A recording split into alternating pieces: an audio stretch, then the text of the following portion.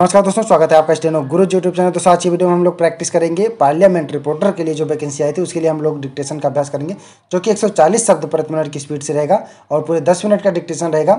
PDF इसका आपको हमारे टेलीग्राम पर मिल जाएगा, लिंक वीडियो के डिस्क्रिप्शन में दिया गया है। दोस्तों इसमें बाहरी नॉइस भी आ सकती है, उसके लिए मैं क्षमा चाहूँगा, क्योंकि आपको पता है लॉकडाउन चल रहा है तो यहाँ पर आवाज़ ज़्यादा हो रही है। तो पसंद आए तो वीडियो को लाइक कर देना और चैनल पर पहली बार आए हैं तो सब्सक्राइब कर लीजिएगा, साथ में बेल आइकन को भी प्रेस कर दीजिएगा। ज़्यादा समय न लेते हुए चलिए शुरू करते हैं। Ready start.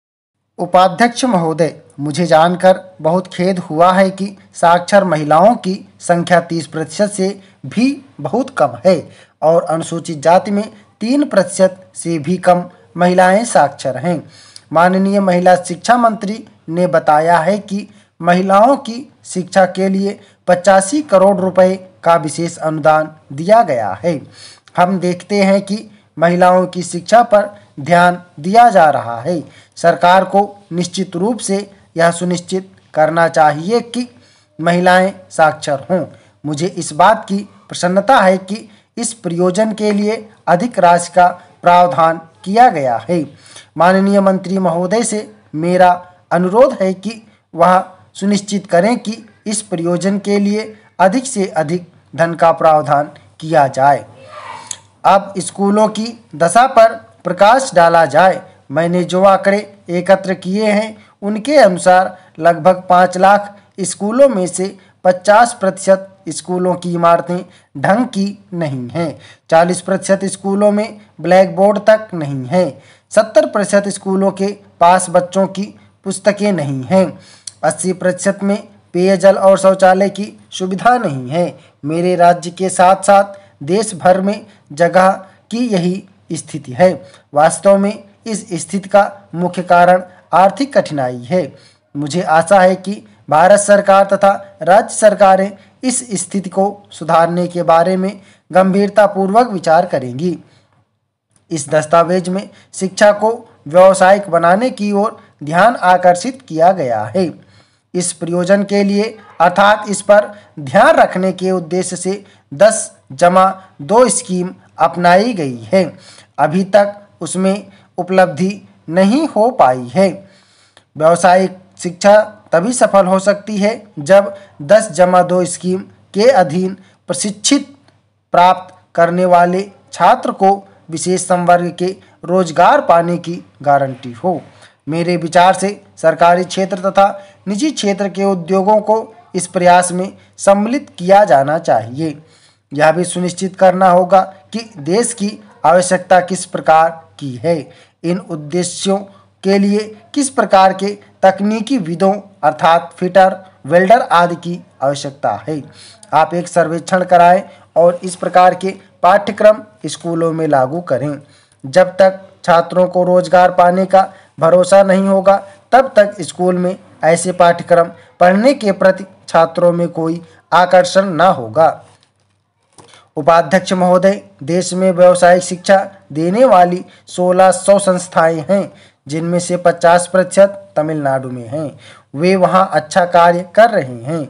मुझे इस बात की प्रसन्नता है कि दस्तावेज में इस पर तथा कृषि और उद्योग संबंधी शिक्षा पर अधिक ध्यान दिया गया है। माननीय मंत्री महोदय से मेरा अनुरोध है कि जैसा प्रौढ़ शिक्षा के बारे में बोलते हुए मैंने स्वयंसेवी संस्थाओं के बारे में कहा था कि वह इस बात का भी ध्यान रखें कि उद्योगों में नियोक्ताओं के साथ भी संपर्क रखा जाए। नियोक्ता सरकार को यह अवश्य सूचित करें कि उन्हें किस प्रकार के श्रमिकों की आवश्यकता है, अर्थात उन्हें किस प्रकार की तकनीकी जानने वाले श्रमिकों की आवश्यकता है। इसके बाद ही सरकार अपनी समुचित नीतियां निर्धारित कर सकेंगी। अब विश्वविद्यालय की शिक्षा पर चर्चा की जाए। मुझे यह कहते हुए अत्यधिक खेद है कि जिस प्रयोजन के लिए विश्वविद्यालय अनुदान आयोग का गठन किया गया था वह उसे पूरा करने में असफल रहा है। वह बुरी तरह असफल रहा है। जहाँ तक कर्नाटक का संबंध है उसके बारे में मेरा कटु अनुभव है। विश्वविद्यालय 5 या 6 वर्ष पूर्व स्थापित किए गए थे। विश्वविद्यालय अनुदान आयोग ने उन्हें अभी तक एक भी पैसा का अनुदान नहीं दिया है। वे चाहते हैं कि राज्य सरकार पहले कुछ संशोधन लाए। पहले वे 2 संशोधन चाहते थे, किंतु अब वे 20 संशोधन करना चाहते हैं। उन्होंने देर करने की प्रक्रिया अपनाई है। वास्तव में प्रशासन को इसमें कोई रुचि नहीं है। उन्होंने विश्वास किया है कि माननीय मंत्री महोदय इस पर ध्यान देंगे। अब परीक्षाओं के बारे में बातचीत कर ली जाए। निस्संदेह इस दस्तावेज में परीक्षाओं के बारे में कुछ प्रकाश डाला गया है। मैं जानता हूं कि स्मरण शक्ति पर आधारित परीक्षा निश्चित रूप से अच्छी नहीं होती है। अध्यक्ष महोदय, मानव संसाधन विकास मंत्री ने एक बार फिर नई शिक्षा नीति के अंतर्गत व्यावसायीकरण कार्यक्रम पर जोर दिया है। अगले शिक्षा सत्र से ही व्यावसायिक शिक्षा कार्यक्रम पर कार्यान्वयन शुरू कर दिया जाएगा। वैसे राज्यों के शिक्षा सचिव का विचार था कि जुलाई 1988 से यह कार्यक्रम शुरू किया जाए, किंतु माननीय मंत्री के आग्रह पर शिक्षा मित्रों ने इसी वर्ष जुलाई से सीमित पैमाने पर व्यावसायिक शिक्षा की व्यवस्था करने का निर्णय किया है। 2001 में इसे पूरी तरह कार्यान्वित किया गया। व्यावसायिक शिक्षा की उपयोगिता और आवश्यकता से कोई इनकार नहीं कर सकता है। भारत के दर्जनों विश्वविद्यालय प्रतिवर्ष हजारों की संख्या में स्नातक तैयार करते हैं। इन्हें नौकरी ढूंढने में अत्यधिक कठिनाइयों का सामना करना पड़ता है। पहले से ही लाखों की संख्या में पढ़े लिखे बेरोजगार निराशा और घुटन का जीवन बिता रहे हैं। इन सबको काम दिलाना कठिन ही नहीं बल्कि असंभव है। ऐसी स्थिति में यह प्रश्न उठना बहुत ही स्वाभाविक होगा कि पढ़े लिखे बेरोजगारों की संख्या में वृद्धि क्यों की जा रही है। हमारी शिक्षा प्रणाली में स्वतंत्रता के 55 वर्षों में कोई परिवर्तन नहीं आया है, ऐसा तो नहीं कहा जा सकता है। फिर भी उसका मूल ढांचा अभी भी वही है जो अंग्रेजों ने निर्मित किया था। ब्रिटिश शासकों को चपरासी, क्लर्क और मध्यम दर्जों के अधिकारियों की आवश्यकता थी। इसके लिए किसी तकनीकी शिक्षा की जरूरत नहीं पड़ती थी। दफ्तर का काम करने के लिए ग्रेजुएट होना काफ़ी था। लेकिन स्वतंत्रता प्राप्ति के साथ ही देश की आवश्यकताएं भी बदली हैं। भारत आज आर्थिक पुनर्निर्माण में जुटा हुआ है। इसके लिए वैज्ञानिकों, इंजीनियरों, तकनीशियनों तथा अन्य अनेक क्षेत्रों में प्रशिक्षित कर्मचारियों और अधिकारियों की आवश्यकता है। सामान्य स्नातकों द्वारा यह काम नहीं हो सकता है। इसीलिए व्यावसायिक शिक्षा की आवश्यकता है। शिक्षा मित्रों के सम्मेलन में व्यावसायिक शिक्षा की संयुक्त परिषद की स्थापना का भी फैसला किया गया है, जो विशेष पाठ्यक्रमों के नियोजन में तालमेल स्थापित करेगी। इस परिषद के तत्वाधान में ही कृषि, श्रम और उद्योग मंत्रालयों के साथ ही भारतीय नर्सिंग परिषद, भारतीय दंत चिकित्सा परिषद तथा भारतीय फार्मेसी परिषद जैसे संगठनों के पाठ्यक्रमों का संचालन भी किया जाएगा।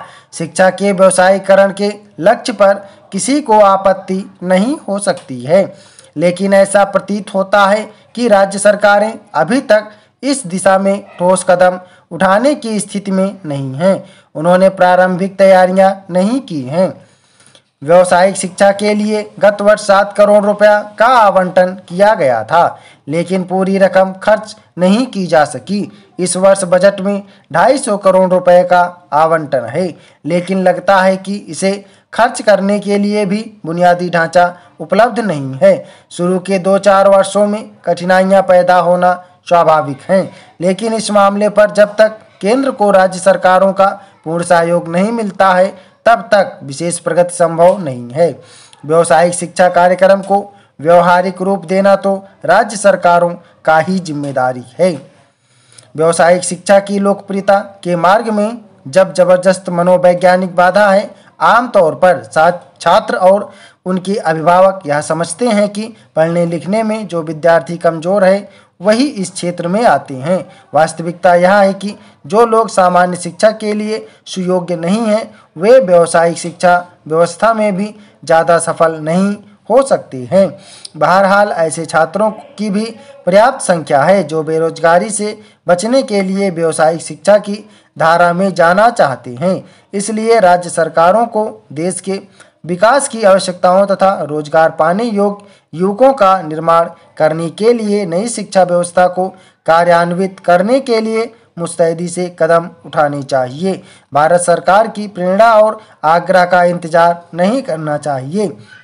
राष्ट्र का विकास और युवकों को रोजगार दिलाना सबके हित में होगा। प्रधानमंत्री ने सोमवार को लोकसभा में वित्त मंत्री की हैसियत से वित्त विधेयक पर हुई बहस का उत्तर देते हुए जो कुछ कहा उसका निचोड़ यह है कि कुल जमा देश की अर्थव्यवस्था स्वस्थ और संतोषजनक है। स्टाफ ओके दोस्तों, आप लोग इसका प्रैक्टिस करिएगा। 140 शब्द प्रति मिनट की स्पीड से था। पूरा 10 मिनट का डिक्टेशन था दोस्तों। बीच में इसमें आपको बाहर की नॉइस भी सुनाई देगी, उसके लिए मैं क्षमा चाहूँगा। फिलहाल आप लोग इसका प्रैक्टिस करिएगा। पूरे 10 मिनट का डिक्टेशन है। PDF आपको टेलीग्राम पर मिल जाएगा, लिंक वीडियो के डिस्क्रिप्शन में दिया गया है। वीडियो पसंद आए तो वीडियो को लाइक कर देना और चैनल पर पहली बार आया तो सब्सक्राइब कर लीजिएगा। साथ में बेल आइकन को भी प्रेस कर दीजिएगा जिससे आने वाली वीडियो की नोटिफिकेशन आप तक पहुँचती रहे। मिलते हैं अगले वीडियो में नए डिक्टेशन के साथ। तब तक के लिए बाय। Thanks for watching. जय हिंद, जय भारत।